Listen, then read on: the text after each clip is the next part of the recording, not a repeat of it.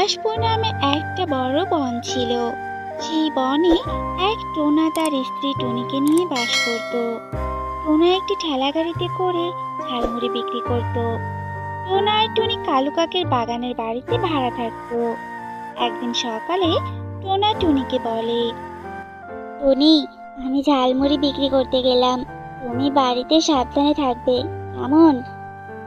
বলি, টোনা, ঘরে রাতের জন্য কোনো খাবার নেই, বাড়িতে ফেরার সময় কিছু খাবার নিয়ে আসবে, না হলে যে না খেয়েই থাকতে হবে আমাদের।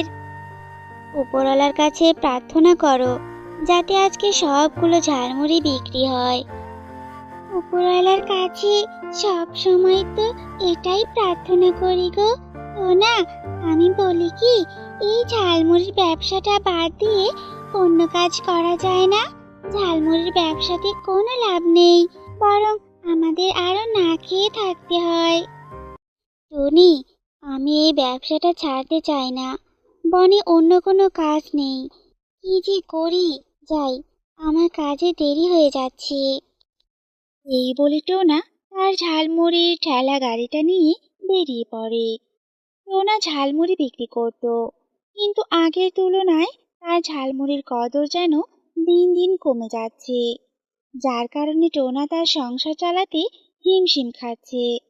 এভাবে অভাব অনটনে একবেলা না খেয়ে টোনা আর টনি দিন চালাতে থাকে।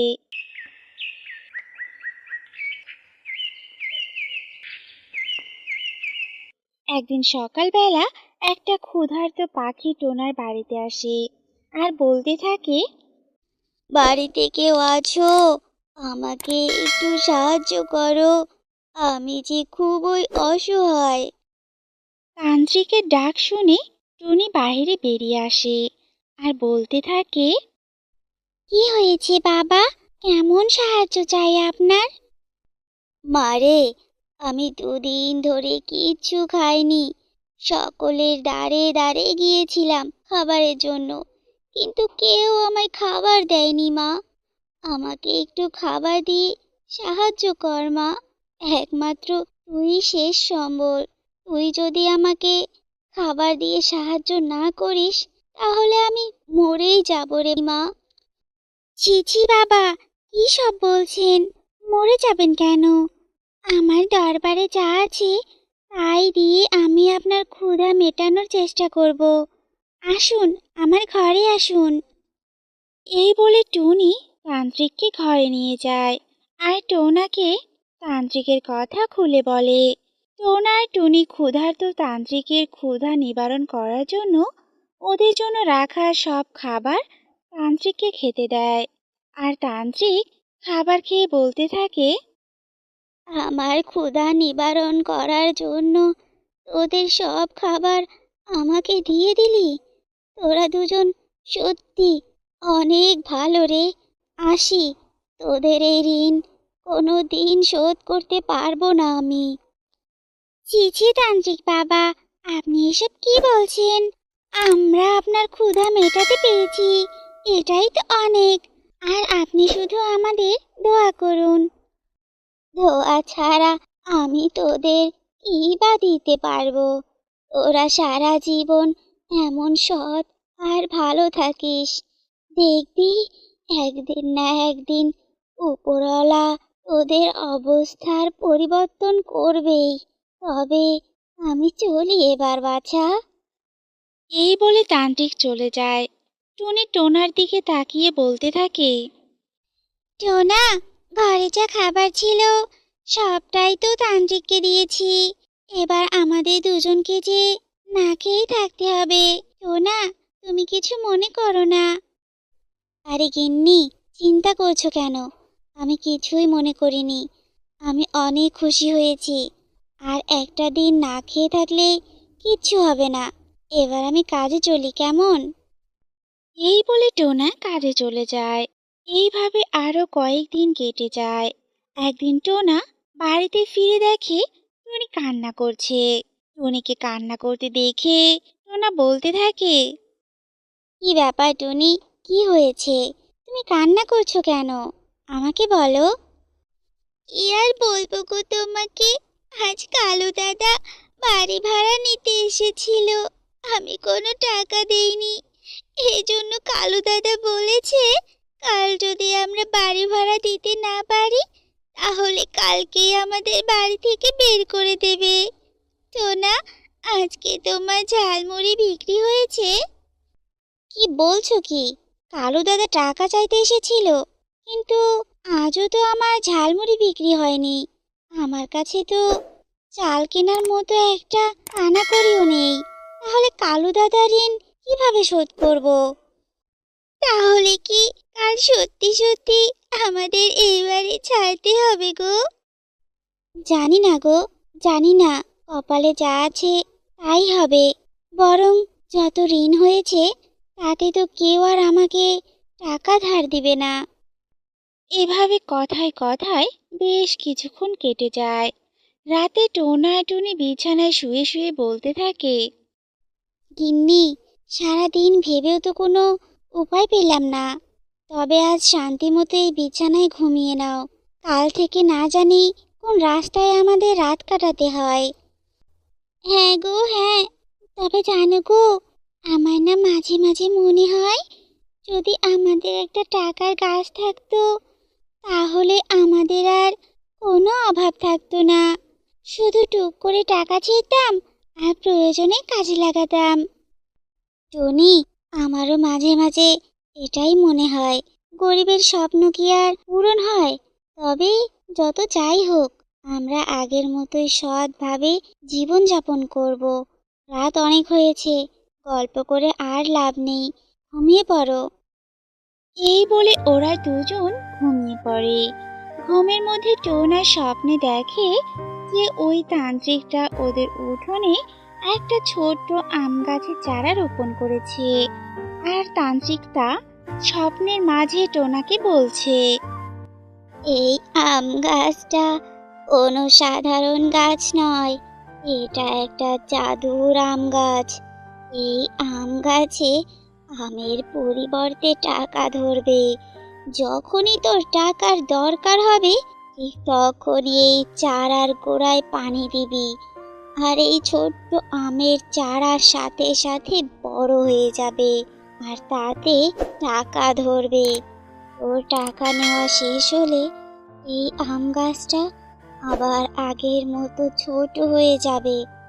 তবে একটা কথা, লোভের বশে যে এই আম গাছটা তোর উঠোন থেকে নিয়ে যাবে সে পঙ্গু হয়ে যাবে। এই বলে তান্ত্রিক উধাও হয়ে যায়। আর টোনার সাথে সাথেই ঘুম ভেঙে যায়। আর তাড়াতাড়ি করে বিছানা থেকে উঠে তার উঠোনে যায়। আর ওই আমের চারাটা দেখে বেশ অবাক হয়ে যায়। আর টুনিকে ডাকতে থাকে। টোনা ডাক শুনে টুনি সেখানে চলে আসে আর বলতে থাকে, কি হয়েছে কি? এত সকাল সকাল এভাবে ডাকছো কেন? কালু দাদা এসেছে নাকি গো? টনি, এই আম গাছটা এখানে এলো কি করে? তুমি লাগিয়েছো কি নাকি এটা? না না, আমি কোনো আমের চারা রোপণ করিনি। কেন, কি হয়েছে গো?